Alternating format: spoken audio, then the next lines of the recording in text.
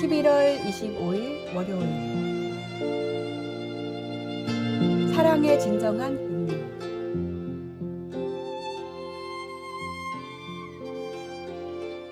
헤르만 헤세의 어거스터스에 나오는 이야기를 소개합니다.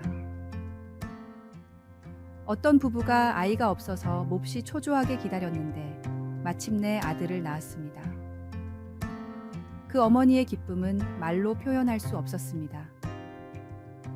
그날 밤 꿈에 천사가 나타나 이 아이를 위해서 한 가지 소원을 말해 보십시오.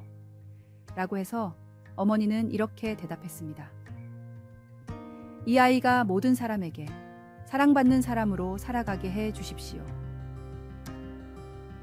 꿈속이지만 바램은 현실이 되었고 그 아이는 자라면서 부모님과 형제와 선생님과 이웃들의 사랑을 독차지하며 많은 칭찬을 받으며 자랐습니다.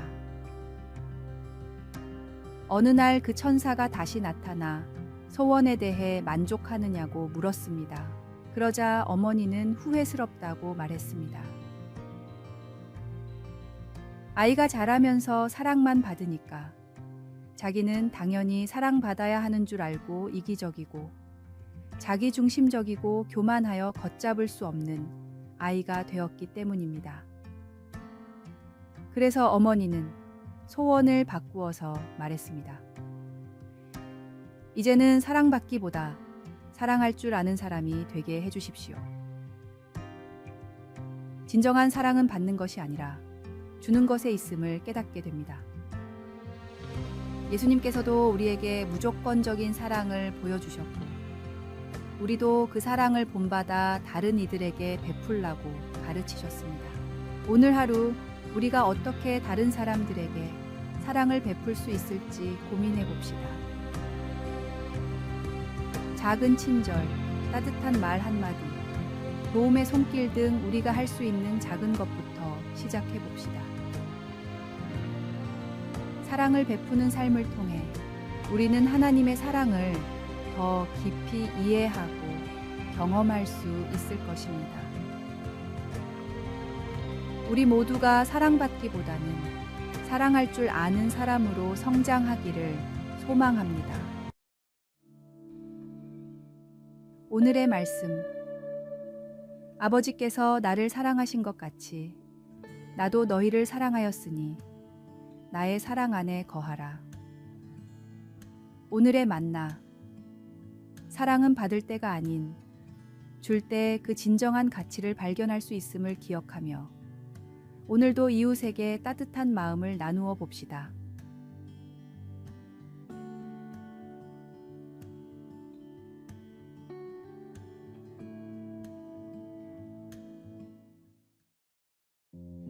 (11월 26일) 화요일. 사랑이 있는 스마트폰. 음식 배달이 늦게 됐나요? 스마트폰으로 그 배달 기사에게 별 1개의 점수를 줄 수 있습니다. 가게 주인이 불친절했나요? 그 가게에 대해 비판적인 리뷰를 올릴 수 있습니다. 우리는 스마트폰으로 쇼핑을 하고 친구와 연락을 하는 등 여러 가지 일을 할 수 있는 반면 공개적으로 서로를 평가할 수도 있게 되었습니다. 그리고 이것이 문제가 되기도 합니다. 이런 식으로 서로를 평가하는 것은 전후 사정을 알지 못하고 판단하도록 할 수 있기 때문에 문제의 소지가 있습니다. 배달 기사는 자신이 통제할 수 없는 상황으로 배달이 늦어져도 낮은 점수를 받게 됩니다. 가게 주인은 아픈 자녀를 돌보느라 한잠도 못 자고 나왔다가 부정적인 리뷰를 받을 수 있습니다. 이렇게 다른 사람을 부당하게 평가하지 않으려면 어떻게 해야 할까요? 그것은 하나님의 성품을 닮음으로써 가능합니다. 출애굽기 34장 6장에서 7절에 하나님은 자신을 이렇게 묘사하십니다. 자비롭고 은혜로움, 상황을 무시하고 우리 실수를 판단하지 않으시는 분, 노하기를 더디하심, 한 번 안 좋은 경험으로 부정적인 리뷰를 올리지 않으시는 분, 인자가 많으심, 안 갚음이 아니라 우리의 유익을 위해 벌을 주시는 분, 죄를 용서하심, 한 번 낮은 점수 받은 것을 가지고 우리 삶 전체를 평가하지 않으시는 분, 이렇게 하나님의 성품이 우리 성품의 바탕을 이루면 우리는 하나님이 사용하시듯 스마트폰을 사용하게 됨으로써 가혹한 말들을 피할 수 있습니다. 온라인 시대에 사는 우리는 누구나 다른 사람에 대해 가혹한 평을 할 수 있습니다. 하지만 성령께서 오늘 우리가 작은 사랑을 실천할 수 있도록 힘주시기를 간구합니다. 오늘의 말씀. 여호와께서 그의 앞으로 지나시며 선포하시되 여호와라 여호와라 자비롭고 은혜롭고 노하기를 더디하고 인자와 진실이 많은 하나님이라. 오늘의 만나. 우리도 하나님의 자비와 인내를 본받아 다른 사람을 판단하기 전에 이해와 배려로 바라보며 말과 행동에서 은혜를 베풀도록 합시다.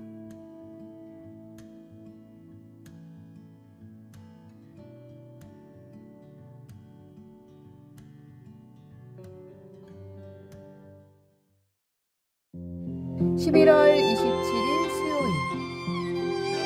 누구나 무언가를 숭배하고 있다. 그리스 아테네 중심가 고대 아고라의 주변을 걸으면 한때 아테나 여신의 동상이 서 있었던 아크로폴리스의 유적에서 아폴로와 제우스를 위한 제단을 발견할 수 있습니다. 지금은 우리가 아폴로나 제우스를 숭배하지 않지만 여전히 세상은 그때 못지않게 종교적입니다. 소설가 데이비드 포스터 월리스는 누구나 무언가를 숭배하고 있다고 하며 이렇게 경고했습니다. 만약 당신이 돈과 물질을 숭배한다면 당신은 늘 부족할 것이다. 당신의 육체와 아름다움을 숭배한다면 당신은 항상 못났다고 생각될 것이다. 당신의 지성을 숭배한다면 결국은 당신의 어리석음을 알게 될 것이다. 오늘날 세속적인 시대에도 여러 신들이 존재하며 그들은 결코 무시할 수 있는 수준이 아닙니다. 바울은 아고라를 방문했을 때 아덴 사람들아 너희를 보니 범사에 종교심이 많도다 라고 했습니다. 바울 사도는 만물을 창조하신 유일하신 참 하나님은 알려지기를 원하시며 예수님의 부활을 통해 자신을 나타내신 분이라고 설명했습니다. 아폴로와 제우스와는 달리 하나님은 인간의 손으로 만들어진 존재가 아닙니다. 돈이나 외모, 지성을 숭배하는 것과는 달리 하나님을 숭배하는 일은 우리를 파멸시키지 않을 것입니다. 우리가 삶의 목적과 안전을 얻기 위해 의지하는 것이 무엇이든 그것은 다 우리의 신입니다. 감사하게도 이 세상의 모든 신들이 우리를 실망시키는 그 순간에 우리는 유일하신 참 하나님을 발견할 수 있습니다. 오늘의 말씀. 바울이 아러바고 가운데 서서 말하되 아덴 사람들아 너희를 보니 범사에 종교심이 많도다. 오늘의 만나. 세상의 유혹에 흔들리지 않고 오직 참된 하나님께만 의지할 때 우리의 삶은 헛되지 않고 진정한 의미를 찾게 됩니다.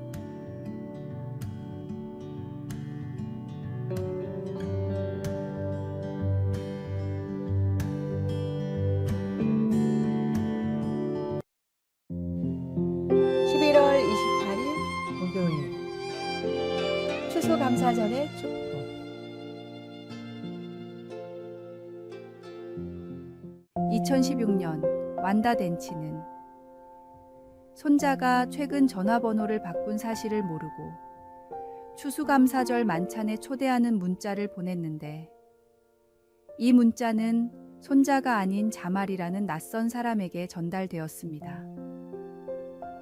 자말은 아무 계획도 없었기 때문에 자신이 누구인지 밝히고 나서 그래도 그 저녁 식사에 갈 수 있는지 물었습니다. 완다는 물론 올 수 있어요 라고 대답했습니다. 이후 이것이 연중 행사가 되어 자말은 완다 할머니 가족 저녁 식사에 매년 참석하게 되었습니다. 실수로 보낸 초대 메시지가 연례적인 축복이 된 것입니다. 낯선 사람을 저녁 식사에 초대한 완다의 친절은 누가복음에 나오는 예수님의 격려의 말씀을 생각나게 합니다. 저명한 바리새인의 집에서 열린 만찬에서 예수님은 초대받은 사람들이 어떤 사람들인지, 그래서 손님들이 좋은 자리를 차지하기 위해 어떻게 다투는지를 보셨습니다. 예수님은 집주인에게 보답으로 무엇을 해줄 수 있는지에 따라 사람들을 초대한다면 축복이 제한될 것이라고 하시면서 오히려 보답할 것이 없는 사람들을 환대하는 것이 더 큰 축복을 가져다 줄 것이라고 말씀하셨습니다. 자말을 가족 추수감사절 만찬에 초대함으로써 완다는 예상치 못한 지속적인 우정의 축복을 받아 남편의 사별 이후 큰 위로를 받게 되었습니다. 무엇을 얻기 위해서가 아닌 우리를 통해 흘러나는 하나님의 사랑으로 다른 사람에게 다가갈 때 우리는 훨씬 더 큰 축복과 격려를 받게 됩니다. 오늘의 말씀, 잔치를 베풀거든 차라리 가난한 자들과 몸 불편한 자들과 저는 자들과 맹인들을 청하라. 내게 복이 되리니. 오늘의 만나, 감사의 절기를 맞이하면서 완다처럼 조건 없는 친절을 베풀고 하나님의 사랑을 흘려보내는 삶을 살기를 바랍니다. 그 속에서 하나님께서 우리에게 베푸실 더 큰 기쁨과 축복을 기대하며 이웃과 낯선 사람에게도 마음을 열고 환대합시다.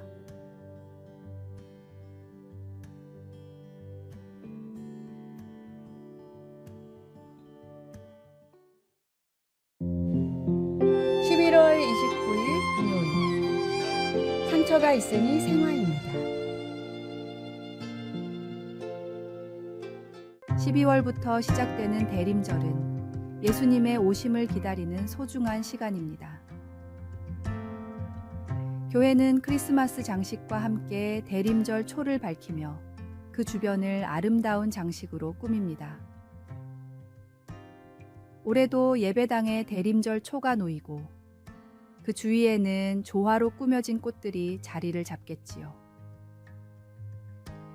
요즘 조화는 생화와 구별하기 어려울 정도로 정교하게 만들어집니다. 하지만 조화를 구별하는 나름의 방법이 있습니다. 바로 상처를 찾아보는 것입니다. 생화는 꽃잎이 시들거나 잎에 흠집이 남은 흔적이 있지만 조화는 상처가 없기 때문에 구별이 가능합니다. 이처럼 상처는 살아있다는 증거입니다. 우리도 마찬가지입니다. 상처받는 것을 두려워하지 마십시오. 상처가 있다는 것은 우리가 살아있다는 표식이며 신앙생활에서도 하나님은 우리가 상처 없이 완벽한 존재가 아니라 생동감 넘치는 믿음을 가진 사람으로 살아가기를 바라십니다. 대림절을 맞아 예수님의 손에 남은 못자국을 기억합시다. 그 상처는 우리를 향한 하나님의 사랑의 증거이며 그 상처로 인해 우리는 새로운 생명을 얻었습니다. 이번 대림절, 우리가 상처를 통해 더 깊이 살아있음을 느끼고 그 살아있는 믿음으로 하나님의 나라를 더 아름답게 장식할 수 있기를 소망합니다. 오늘의 말씀.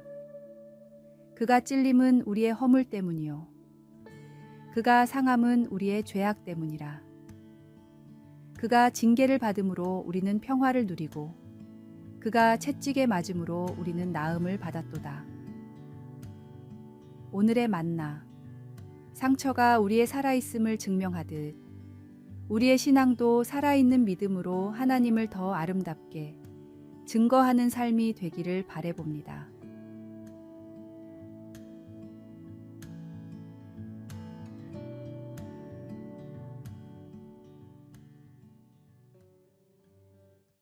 아래에 빨간색 글자 구독을 누르시어 더 많은 전도의 열매를 맺으시기를 기도합니다.